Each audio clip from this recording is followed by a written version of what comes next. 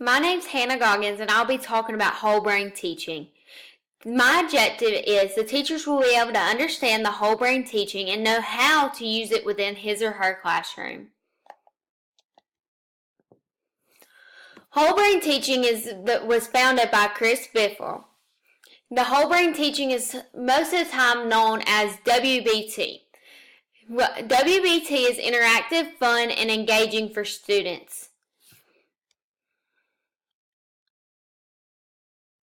So here's a video about what whole brain teaching actually is. By making sure they understand the 7, and that's what our interview is going to be about. Who started whole brain teaching?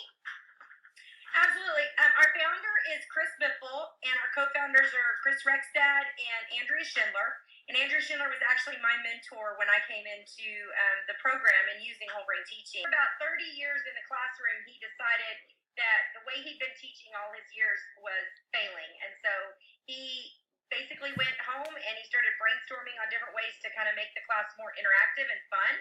And he developed power teaching at that particular point. And it was power teaching when I first found it. And then about a year after I found it, our name changed to whole brain teaching. And it has grown from just a few of his videos from a college classroom where he was using it to now there are hundreds of videos.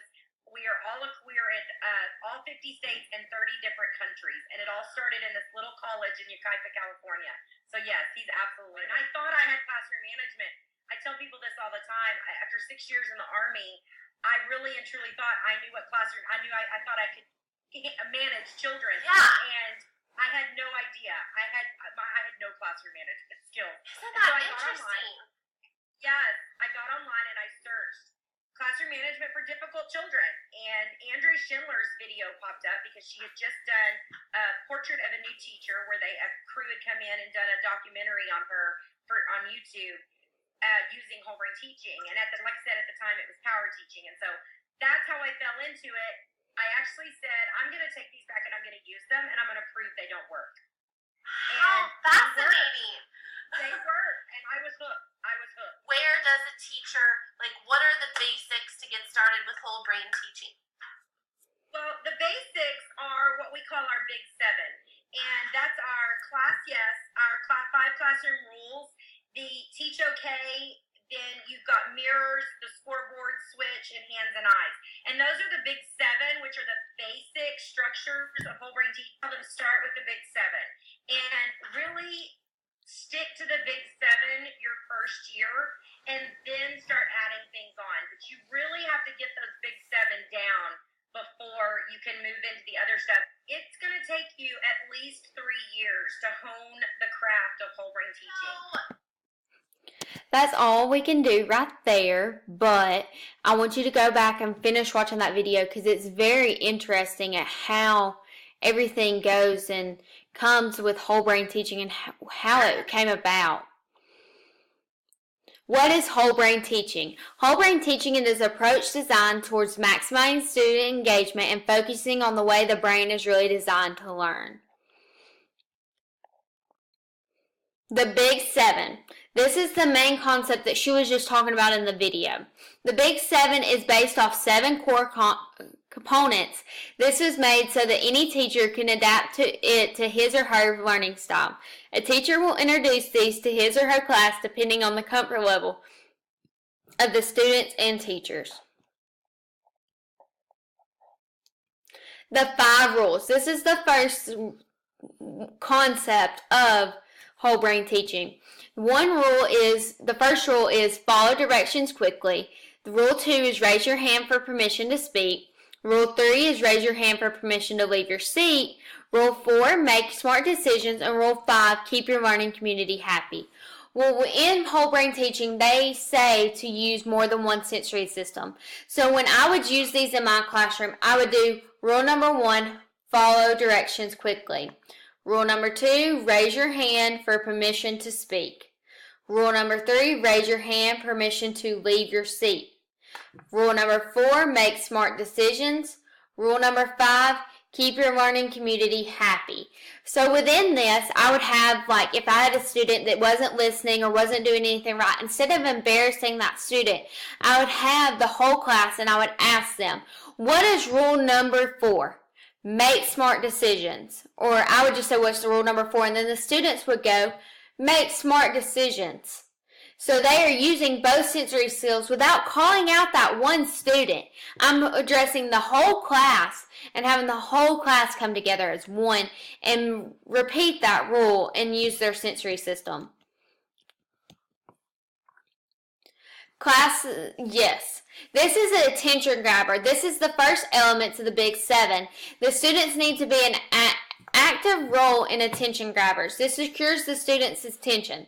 Within this, the attention grabber, through all of our classes for education, you always hear attention grabber, attention grabber, attention grabber.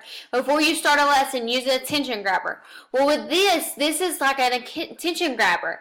So at the beginning, the teacher will walk in and be like, class. And the students will respond with yes. This is a way of getting the students' attention. You can do it 1 time, you can do it 7 times. You can say class, and they can say yes, yes. Or you can say class, class, they'll say yes, yes. You just go on and on and on with each one of those. And you can do it with any saying. It's just those sayings will get the students' attention and have them active within it.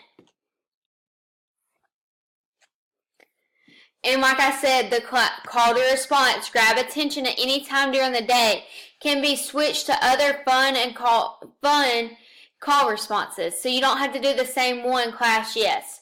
The hands and eyes, which we're about to talk about, would be when a teacher is going to make an important point. Hands are still, eyes are on the speaker. Hands and eyes is about, this is a focuser. The teacher will say hands and eyes. Then the student will then sit up will repeat it back by saying hands and eyes. Then the student will sit up tall, put his hands together in his lap, and then look at the teacher. This is a way to keep the students focused, and the teacher must keep their point brief because students can only pay attention at the early age for 30 to 45 seconds at the most. So when a teacher's up there, make sure you get your point across within 30 to 45 seconds.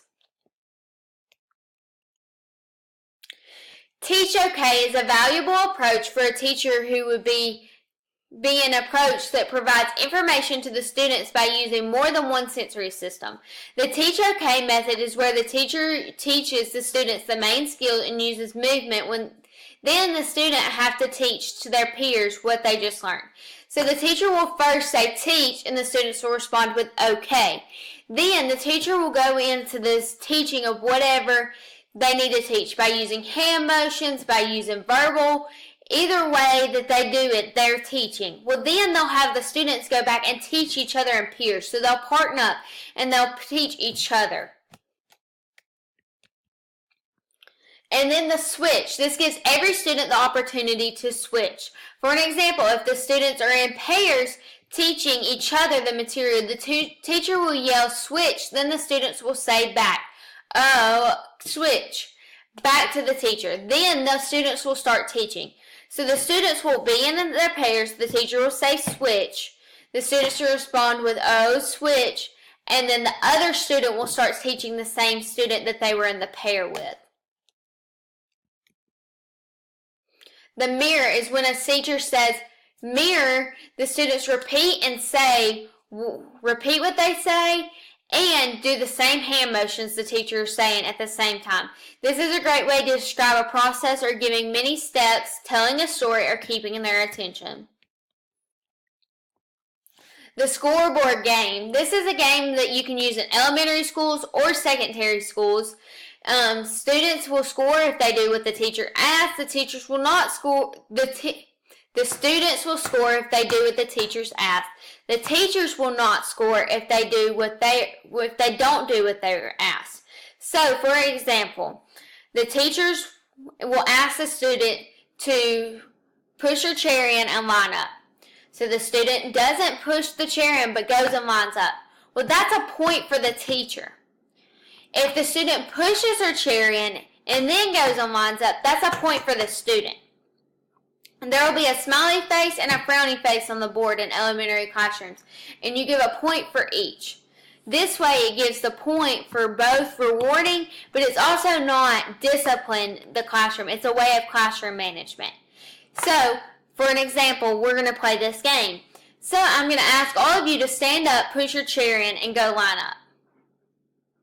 Good, everybody did that. So, 1 point for them.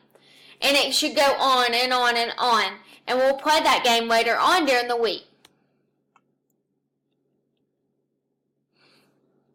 In this video, I want you to pay attention to how this teacher teaches and All right, who remembers?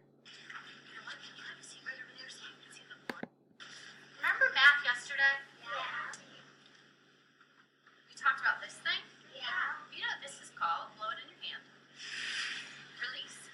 Number line. It's a number line. And number lines go horizontal sometimes. Can they go vertical? Yeah. Can they go diagonal? Yeah. Mirror.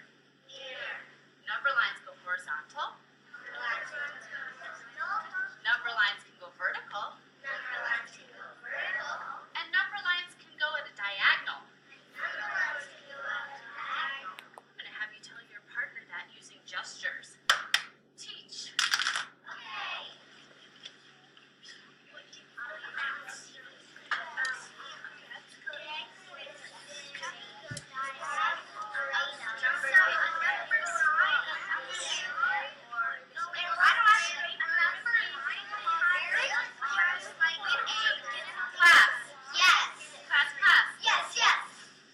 Give me a yes. What happens if you don't have a partner? Thor. You can make a bundle of three, and that would work too. All right, who remembers that even though we have a number line, it has these arrows and something. What is it?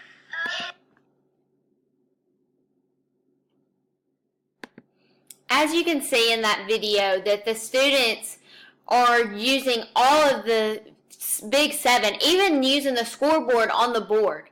And we couldn't watch all of it, but I'd like for you to go back and re-watch that video and watch the whole thing because that teacher does an awesome job of using the Big 7 within the classroom.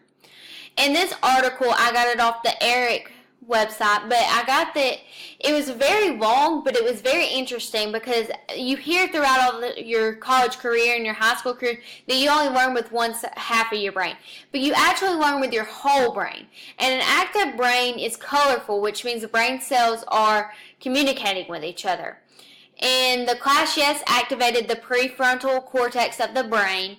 Mirror activated both hemispheres. The Big 7 keeps the students active and engaged.